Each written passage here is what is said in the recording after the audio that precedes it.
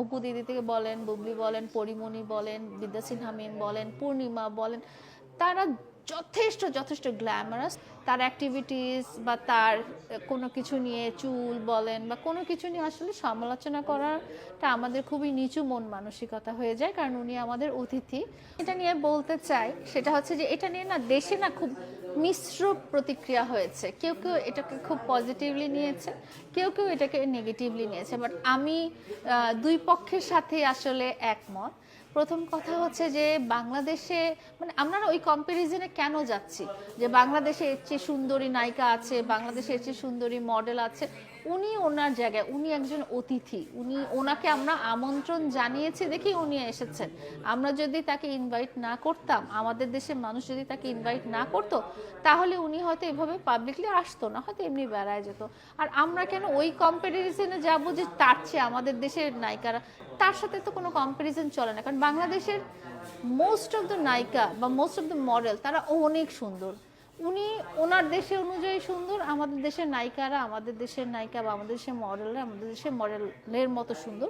দুইটার মধ্যে আসলে কখনো কম্পেয়ার করার কোনো সুযোগ নাই। আর একটা মানুষ যখন বিদেশ থেকে আসছে, আমাদের অতিথি হয়ে আসছে, তো তখন আসলে তাকে তার অ্যাক্টিভিটিস বা তার কোনো কিছু নিয়ে চুল বলেন বা কোনো কিছু নিয়ে আসলে সমালোচনা করাটা আমাদের খুবই নিচু মন মানসিকতা হয়ে যায়, কারণ উনি আমাদের অতিথি। উনি আমাদের আমন্ত্রণেই আমাদের দেশে আসছে, আমাদের দেশেই অনুষ্ঠান করার জন্য আসছে। হ্যাঁ, তো এখন ওনাকে দেখে কেউ যখন খুবই উচ্ছ্বাসিত হয়, সেটা নিয়েও আসলে নেগেটিভ ভাবার কোনো কারণ নেই। হতেই পারে উনি আমার মনের একজন পছন্দের নায়িকা বা আমি তাকে দেখতে ভালোবাসি, তো এটা এক্সপ্রেস করার কারণেও অনেককে বলা হয়েছে আল্লাহ বিদেশি একটা নায়িকা আসছে, তাকে দেখে এত লাফালাফির কি হলো, এত উচ্ছ্বাসের কি হলো।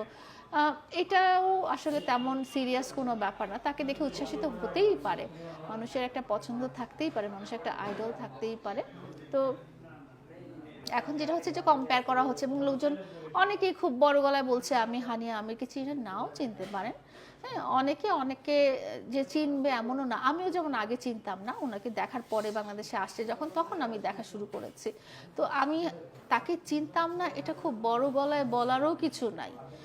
বড় আমি চিনতাম না সেটা আমার ফল্ট, যে আমার হয়তো মানে এই ব্যাপারে জ্ঞান নেই আমাদের পার্শ্ববর্তী নায়ক নায়িকাদের ব্যাপারে। কারণ ওরা হয়তো আমাদের নায়ক নায়িকাকে চিনে না, ওরা হয়তো আমাদের দেশের অনলি শাকিব খানকেই চিনে।